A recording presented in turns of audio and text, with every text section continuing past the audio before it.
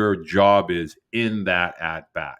So can you talk a little bit about that as far as when you're recruiting, how you're looking at the approaches that young hitters take?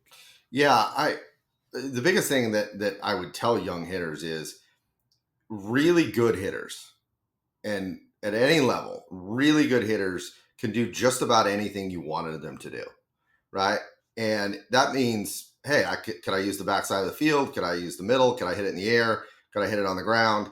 Um, but also, could you start with your hands high? Could you start no stride? Could you go wide? Could you go feet together? And good hitters would be like, sure, yeah, I mean, I can probably do that, right? You watch really elite athletes and really elite hitters, they can do a lot of things that they are in control of their bodies, right? That's the biggest thing that I would tell young hitters is all of the stuff we have these days, and young players have more access to information than any time in the history of the world, right? And this goes for everything, right? We have more access to information than we've ever had in the history of civilization. That's a great thing, but it also still requires you to do something with it, right? And so being able to use data and measure stuff is great, but it's not the only part of it.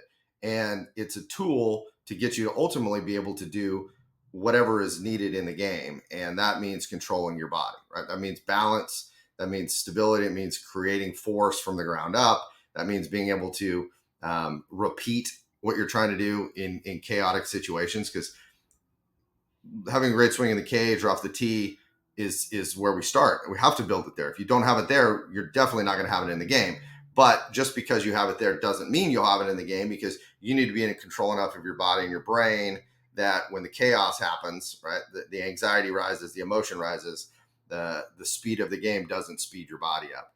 That's the biggest thing I look for is if you see a young guy who is, a young hitter who's dominating because he's either bigger or stronger or just a little more advanced, but is not in control. And so there's a couple of at bats every day where he's wild and loose and falling over or not able to create that stability and balance. That worries me a little bit. Doesn't mean that it can't work.